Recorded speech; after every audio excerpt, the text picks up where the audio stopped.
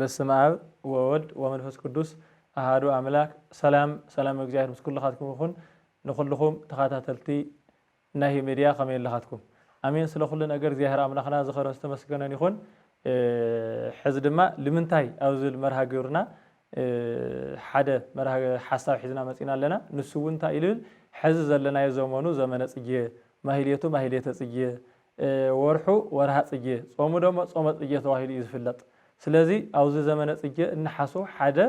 ናይ መድሓኒትና ጎይታና ኢየሱስ ክርስቶስ ስደት መሰደው ድንግል ማርያም ላብ ግጽል ተሰደተትሉ ዘመን ወይ ደግሞ አዋርሕ እንሓሶሉ ጊዜና ወጽሕና ለለና ማለት ኢና ስለዚ ኣብ ዙርያ ስደት ኢና ክነውግዕ ኣብ ዙርያ ስደት ማለት ጎይታና መድሓኒትና ኢየሱስ ክርስቶስ ልምንታይ ተሰዲዱ ኣብ ዝብል ማለት እዩ ጎይታና መድሓኒትና ኢየሱስ ክርስቶስ ልምንታይ ተሰዲቱ ልውሉ ክልተ ሰለስተ ሓሳባት ተልዕልና ያው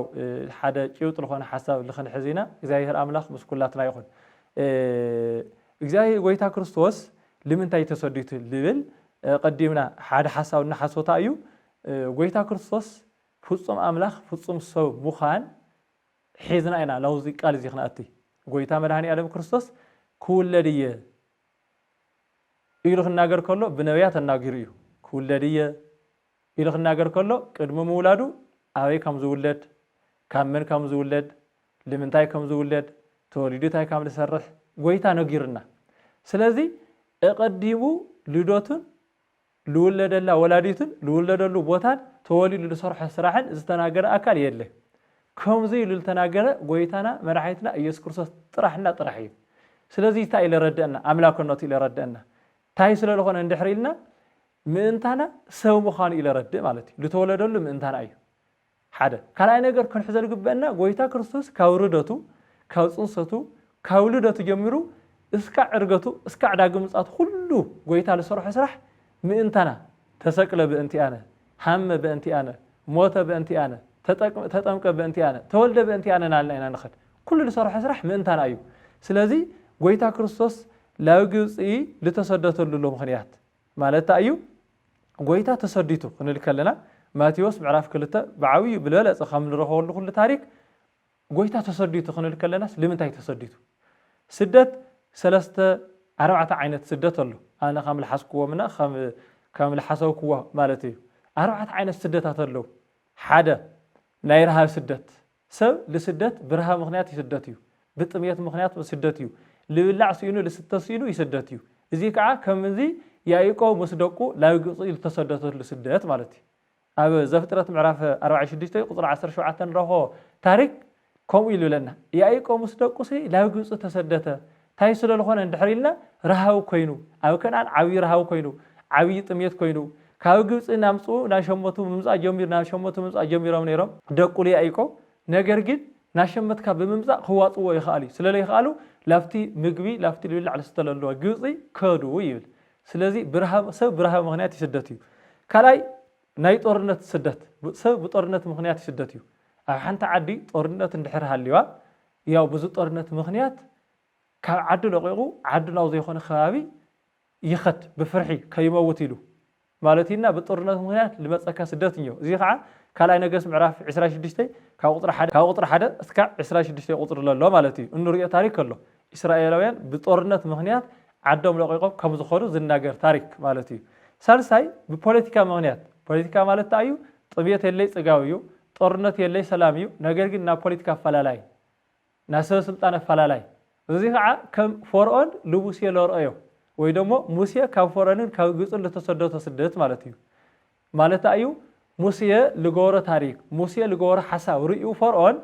ለሙሴ ለኖረ ራእይ ሕማቅ ስለለኾነ ሙሴ ከዓለለ ከይቀትለኒ ኢሉ ማለት ጦርነት የለይ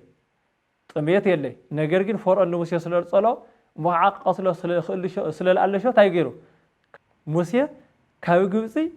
ተሰዲቱ ወጽዩ ማለት እዩ ኣብ ዘጻት ምዕራፍ 2 ንረኾ ታሪክ ራዓይ ናይ ሃይማኖት ስደት ይባል ሃይማኖታዊ ስደት ምንታ ሃይማኖት ይልካ ተሰደተ ስደት ማለት እዩ ኣብ ዮሐንስ ወንጌል ምዕራፍ 15 ቁጥር 20 ንረኾ ሓደ ቃል ኣሎ ካብኡ ደግሞ ማቴዎስ 10:23 ንኣኻን ከሳድዱኹም ከለውሲ ካብታ ሓንቲ ሃገር ላብታ ሓንቲ ሃገር ጉየዩ ካብታ ሓንቲ ሃገር ላብታ ሓንቲ ሃገር ክይዱ ታይ ማለት እዩ በሃይማኖት ምኽንያት ሓቂ ስለተናገርኩም ወንጀል ስለለበሰርኩም ምስ እግዚአብሔር ሰብ ምስ እግዚአብሔር ከነፋልጥና ልኩም ስለሐሰብኩም كوجايهم كوقعهم كسددهم يوم نجرجن سخاتكم سخلكم تسددوا يلو قويتا كرتوس لفقر سدات مالتي سلازي إذا مرات عين السدتات قالوا كاوزي بالعلة خسف حقل قويتا كرتوس جين من تأي تصديته ويهزي لمن تأي تصديته اللي لك علينا الرأي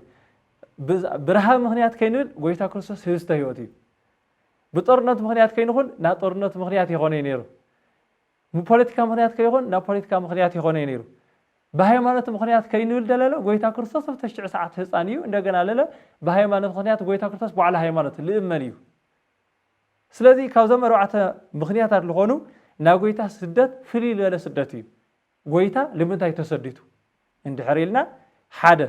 በስደቱ ካብ ስደትና ንምምላስ ከም ልፍለጥ ኩሉ ስደትና መጀመሪያ ስደተኛ አዳምን ሔዋንን እዮም ካበይ ተሰዲቶም ካብ ገነት ላውዛ ዓለም እዚ ማለት እዩ ተሰዲቶም ስደተኛታት ተዋሂሎም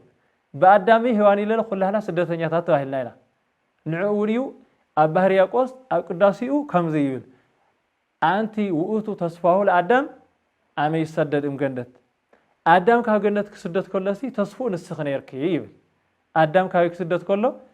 ካብ ገነት ክስደት ከሎ ላው ክስደት ከሎ ላውዛ ዓለም እዚ ክስደት ከሎ ስለዚህ لتسدت አዳም ከም ተቀዲምና መእተውና ለረአናዮ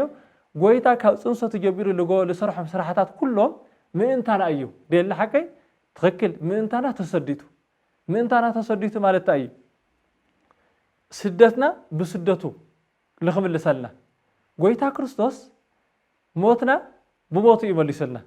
زي أنا موت نسا وأنت أو هيوت وهبنا ناينا موت وسيدو ناي هيوت عدلنا يول أبا قدس أبا إفريم كنا جر كله موتنا بموت اندحر مليسلنا رهامنا له برهاو مليسلنا صامنا بصامو مليسلنا دخامنا بدخامو مليسلنا مكرنا بمكرو مليسلنا ورقتنا بموراقو مليسلنا اندحريلنا سدتنا له بسدته لخملسلنا تصديتو ስለዚህ ንሕና ታይል ተሃልና ኢና ኣብ ሀዲሽ ዳንና ክርስቲያን ካብ ስደትና ልተመለስና ንባሃል ሕዚ ካብ ስደትና ተመሊስና ላፍታ ዓድና መንግስተ ሰማያት ላፍታ ሰማያት ኢየሩሳሌም ጉዕዘ ንገብር ለና ማለት እዩ ምስ መን ከይና ምስ ጎይታና መርሓይትና ኢየሱስ ክርስቶስ ከይና ስለዚህ ካብ ስደትና ንኽምልሰልና እሱ ተሰዲቱ ንዕኡ እውን እዩ ኣብ ሉቃስ 15 ካብ ቁጥሪ 1 እስካብ ቁጥሪ 19 ተለሎ ሓደ 900 ዋጊዕ ዝነበሩ ነይረን ተን 900 ዋጊዕ ሓዲጉ ታ ሓንቲ ልጠፍአት በጊዕ ልኽእልሽ ከደ ይብል ልኽእልሽ ከደ ማለት እዩ ላፍቱ ሰደተ ጎይታ ክርስቶስ ስደተኛ አዳም ክምልስ ክኸር ከሎሲ ላፍቱ ተሰደተ አዳም ከይዲ አልሽዎ ማለት እዩ ታበጊዕ ተሰዲት አልባዕላ እታል ተሰደተት በጊዕ ለ ተሰዲት ከኣ ክትምልስ አለለካ ላፍቱ ለኸደቶ ቦታ ኸይድካ ብድሕሪኡ ቅዱስ ዮሐንስ አፈወርቅ ሃይማኖታዊ ከምዚ ነገረና ታይ ይብል ወሰወረኮ ጾሮ ዲዮመት ከፍቱ ልትበጊዕ ከይዲ አልሽዎ መስረኸ ለለግን አሁን ጉድዑ ተሸኪሙ መሊስዎ ኢሊ ይናገር ስለዚህ لتسدت አዳም ንምምላስ ጎይታ ክርስቶስ ተሰዲቱ ማለት ሓደ ካልኣይ ነገር ስደት ንምብራኽ ይብል ስደት ንምብራኽ ማለት እዩ ዮሐንስ ወንጌል ምዕራፍ 10 ከም ንረኽቦ ማለት እዩ ንስኻትኩም ከም ስደተኛታት ኮይንኩም ትቁፀሩ ኢኹም ኪዱ ለዓለም ኣምህሩ ብርሃን ኮይንኩም ለዓለም ኣውርሁ ጨው ኮይንኩም ለዓለም ኣጥዕሙ ናይ ዓለም ብርሃን ኢኹም ኢሉ ሃርያት ክነግሮም ከሎ ንሳቶም በዓላቶም ታይ ኢሉ ነግሮም ኣሎ በቃ ንስኻትኩም ዓድኹም ኣብ ምድሪ ይኾነ ኣብ ሰማይ ኢኹም ነገር ግን ዓለም ለኣየይ መጀመርያ ክውለድ ከለኹ ብስደት መወዳእታ ካብዚ ዓለም እዚ ላወበይኩም ለስ ከለኹ ብስቕለት ከም ልፋነየትኒ ካብ መምህር ለዓቢ ተምሃሪ ካብ ጎይቱ ለዓቢ ባርያ የለይ እሞ ንስኻትኩም እውን ስደተኛታት ኢኹም ስደተኛታት ስለልኾንኩም ከሳድድኹም እዮም እኩያን ስለልኾኑ ታይ ስለልኾኑ እኩያን ስለልኾኑ ሕዚ ንስኻትኩም ኣብ ምሁሩ ግለፁ ትምህርቲ ሃይማኖት ላብ ኩሉ ዓለም መስፋሕፍሑ ምስ ዓለም ምስ እግዚአብሔር ኣራኽቡ ካብ ኣምልኮ ጣዖት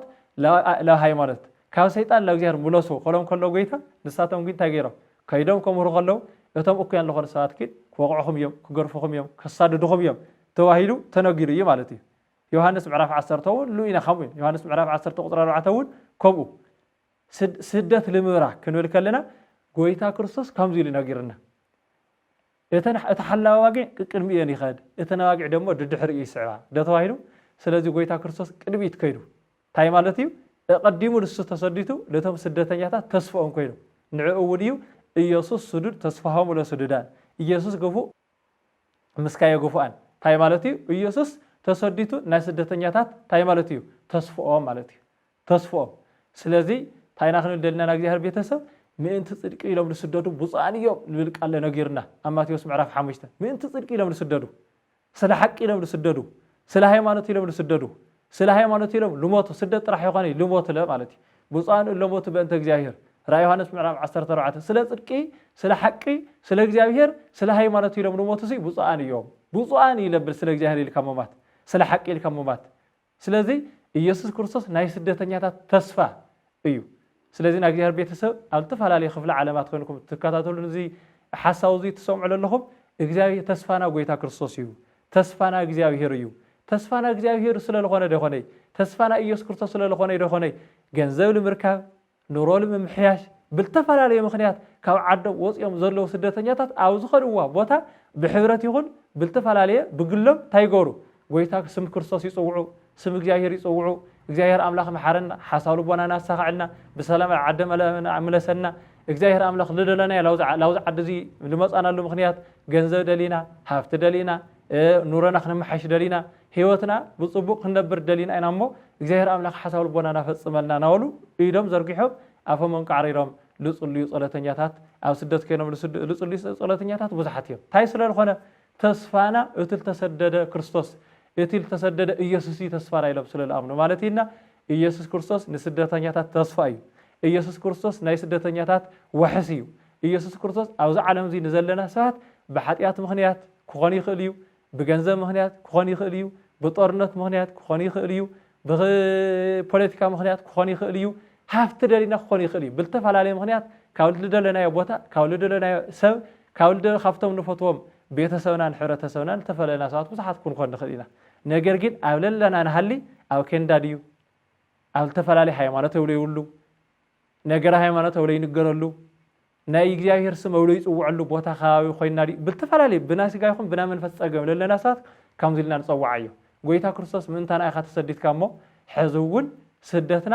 ለበረከት ገበረልና ስደትና ለህይወት ገበረልና ስደትና ለፍልጠት ገበረልና ስደትና لا عدنا نملس اللمو عدنا تمليسنا بصوم بصلاه بتحتنا بتعجز تخينا እግዚአብሔር አምላክና አመስግና አምልክና ቤተ ክርስቲያንና በዘለትና ስርዓት ተጓዕዝና ተነስና ቅዱስጉ ኩር ደሞ ተቀበልና ናይ ዘላለም ህይወት ንወርሰሉ መንገዲ ናይ ዘላለም ህይወት ንወርሰሉ ዕድመ ሃበና ኢልና ክንጽልይ ይግበአና ማለትና ስለዚህ ጎይታ ክርስቶስ ለምንታይ ተሰዲቱ እንድሕሪና ካብ ብዙሕ ብውሕድ ካብ ነዊሕ በሐጽሩ ሓደ ስደትና በስደቱ ለምخحስ